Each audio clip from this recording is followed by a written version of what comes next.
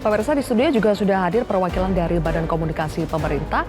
Pak Dudi, bagaimana dari Bako memastikan supaya komunikasi pemerintah terkait dengan mekanisme perubahan, ini kan ada perubahan status, ada pengalihan juga status kepegawaian, bisa dilaksanakan secara transparan supaya tidak terjadi kerancuan, kebingungan di seluruh daerah, Pak? Betul, baik. Terima kasih. Pertama, ada beberapa hal yang ingin kita sampaikan. Ada 3 hal yang saat ini publik kami anggap di Bakom agak rancu ya.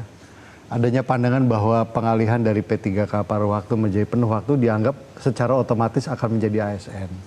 Jadi kami di Bakom akan memastikan bahwa kami akan terus melakukan edukasi dan membuka literasi publik bahwa soal peralihan dari P3K penuh waktu menuju ASN itu tetap melalui proses CPNS yang akan dibuka pada 2027. Saya kira Bu Sinta juga punya well literate yang baik ya, sudah menyampaikan bahwa memang itu akan dibuka dan kami di Bakom memastikan bahwa informasi itu akan dibuka terang benderang sampai kepada pihak-pihak atau stakeholder yang memang membutuhkan informasi itu dengan lebih baik. Kami juga di Bakom bekerja keras mengkoordinasikan dan mengorkestrasi kementerian lembaga terkait dari Kementerian Pendidikan, Kementerian Agama, Kemenpan RB, Kementerian Keuangan untuk kemudian bersama-sama mempublikasikan hal-hal yang dianggap mendukung agar langkah besar ini betul-betul dapat diterima dan menjawab keresahan yang sudah bertahun-tahun. Seperti apa itu Pak misalnya? Biasanya kami punya program yang kita sebut dengan program juru bicara kementerian, kami juga punya explainer, dan kemudian kita mengkoordinasikan data-data, dan kemudian kita mengundang media juga, dan juga membuka semua kanal media sosial yang dimiliki oleh Badan Komunikasi Pemerintah agar itu digunakan seluas-luasnya untuk mengkomunikasikan ini kepada masyarakat luas. Termasuk kalau guru-guru masih ada yang bingung, itu bisa langsung tanya ke Bakom atau gimana tuh Pak? Ya, kami juga memantau apa yang menjadi keresahan dari guru-guru. Banyak juga mereka yang menyampaikan melalui kanal-kanal yang dimiliki oleh Bakom. Dan saya kira langkah pemerintah bersama DPR kali ini adalah jawaban dari itu semua.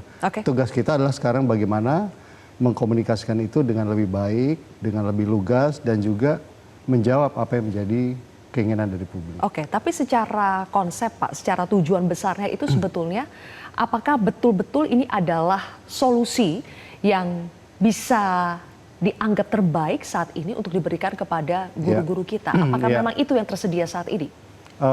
Pertama adalah pemerintah bekerja dengan mekanisme kepastian hukum.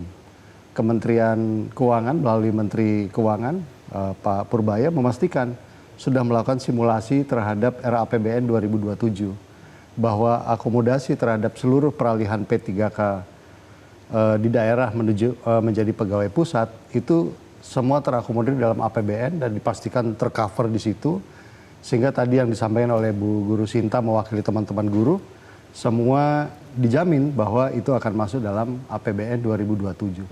Kepastian keuangan menunjukkan bahwa mekanismenya sudah clear, sudah jelas. Sekarang ada pertanyaan begini Pak Lalu ya. Pak Lalu, kalau pemerintah pusat sudah menjamin bahwa ini tidak akan mengganggu kondisi fiskal kita saat ini, defisit APBN masih dijaga 2,4% untuk tahun depan gitu ya. Pertanyaannya kenapa untuk kepegawaiannya itu harus diambil alih atau dialihkan ke pemerintah pusat? Kalau misalnya memang ada dananya, kenapa dari pemerintah pusat tidak mentransfer ke daerah seperti mekanisme selama ini, daerahlah kemudian yang akhirnya menyalurkan itu kepada para guru? Ya, banyak hal ya menjadi pertimbangan Mbak Zilpia. Hari ini kan membengkaknya angka paruh waktu, kemudian honorer, itu tidak lepas dari proses-proses politik yang ada, dalam tanda kutip lah. Proses politik yang ada. Nah, karena kemarin proses ini kan ada di daerah, kemudian ternyata di daerah menimbulkan masalah. Di samping itu, keuangan daerah hari ini itu tidak memungkinkan untuk membayar teman-teman guru ini. Nah, oleh sebab itu ini menjadi masalah yang harus kita tuntaskan.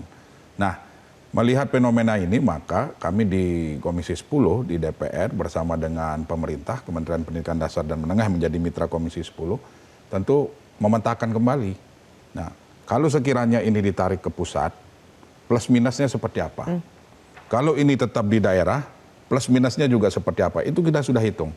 Nah, sehingga disimpulkanlah di rapat terakhir kemarin pimpinan DPR dengan menteri, termasuk Menteri Keuangan, dari kementerian terkait, termasuk Kementerian Agama, bahwa langkah terbaik untuk mengatasi persoalan ini adalah dialihkan statusnya menjadi pegawai pemerintah pusat. Nah, apa itu artinya pegawai pemerintah pusat? Ya artinya penggajian segala macam itu ditanggung oleh APBN. Kemudian nanti otomatis formasi, mutasi, kemudian segala manajemennya itu diambil alih oleh pemerintah pusat. Kenapa itu dianggap yang terbaik? Ya, pertama karena ketika melihat flashback ke belakang, banyak guru-guru kita hari ini, mohon maaf sekali lagi saya sampaikan, terbawa oleh politik praktis. Contoh misalnya ketika ada pilkada, dia tidak mendukung salah satu kepala daerah, kemudian kepala daerah yang tidak dia dukung ini menang, nah itu sudah siap-siap akan dimutasi dan sebagainya. Nah, itu salah satu faktor, dan banyak faktor-faktor lain di samping fiskal atau keuangan daerah yang hari ini memang di setiap daerah itu tidak sama.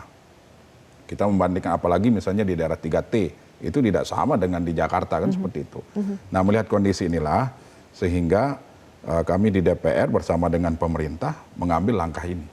Nah, menurut kami inilah yang terbaik hari ini untuk menuntaskan persoalan guru ini. Oke. Ini baru satu loh. Baru satu. Persoalan pendidikan kita ini, persoalan dasarnya. Setelah ini nanti kita akan pikirkan lagi bagaimana kesejahteraan guru ini. Iya, iya. Nah, itu Ini harus baru kita pikirkan. persoalan kepastian status, Betul. ya. Belum nanti persoalan kesejahteraan gaji yang ada sekarang. Kembali lagi ke Prof. Nunu. Prof. Nunu, saya mungkin ingin kembali mempertegas soal apa sih sebetulnya alasan utama akhirnya status kepegawaian guru nantinya P3K itu akan berada di bawah pemerintah pusat. Kenapa, Bu? Alasan utamanya apa? Ya, pertama tentu menambahkan apa yang dijelaskan oleh Pak Lalu tadi ya, bahwa kalau kita melihat Undang-Undang Nomor 23 tahun 2014 tentang Pemda, di situ disebut bahwa urusan pemerintah wajib yang berkaitan dengan layanan dasar itu pendidikan dan kesehatan. Dan pendidikan ini bukan hanya sekedar menyangkut hak dasar warga negara, bukan semata-mata layanan daerah. Jadi ini adalah sangat layanan dasar ya, memang harus yang diatur, harus mengatur ya harusnya pemerintah pusat.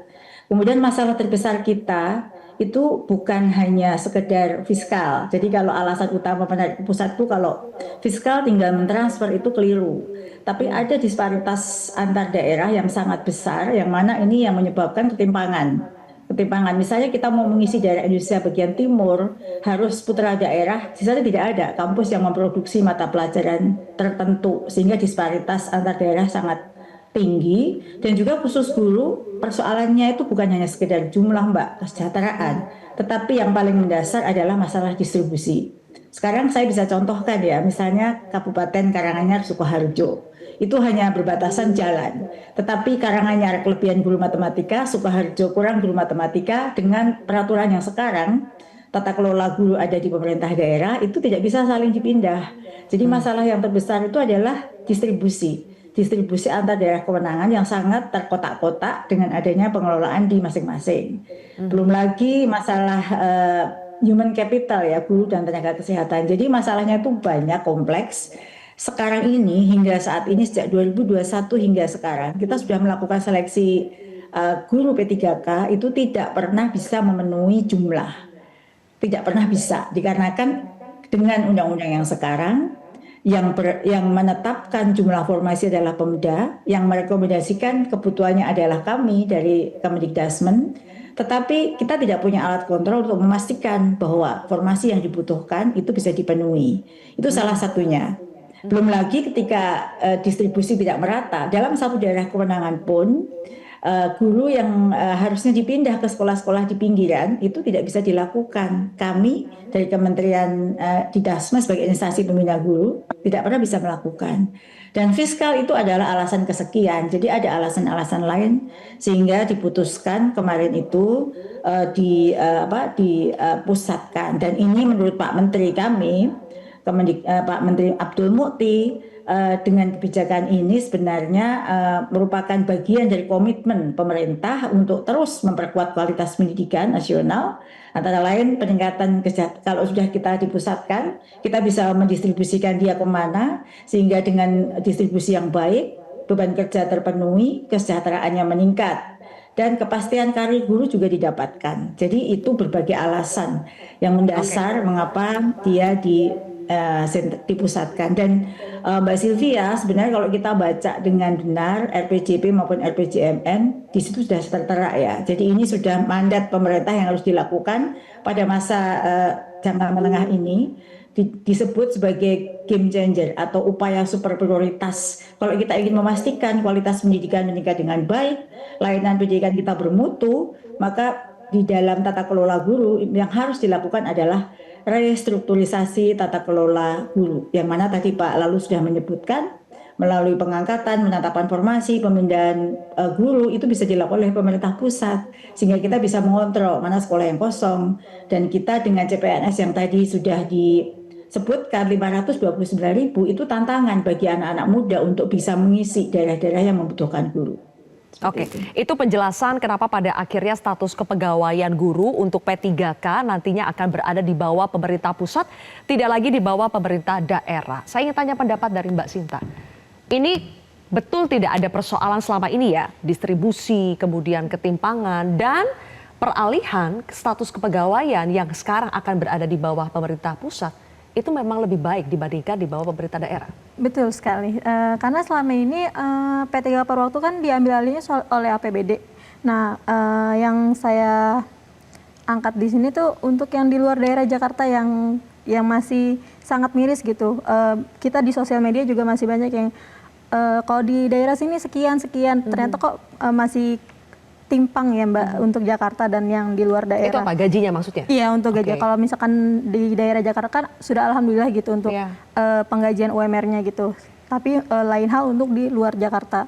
Nah, jadi untuk dialihkan menjadi APBN itu menurut kami memang itu tujuan utamanya untuk dialihkan ke APBN seperti itu, Mbak. Sehingga itu perlahan akan membuat kesejahteraan guru lebih merata. Begitu Pak Lalu, guru honorer yang sudah terdata di Dapodik ya, data pokok pendidikan, banyak sekali curhatan-curhatan yang masuk kepada kami dari para guru honorer yang menanyakan, kalau kami bagaimana nasibnya? Termasuk dari mereka yang usianya sudah di atas 35 tahun, masih bisakah mengikuti seleksi tes CPNS? Kami akan bahas sesaat lagi.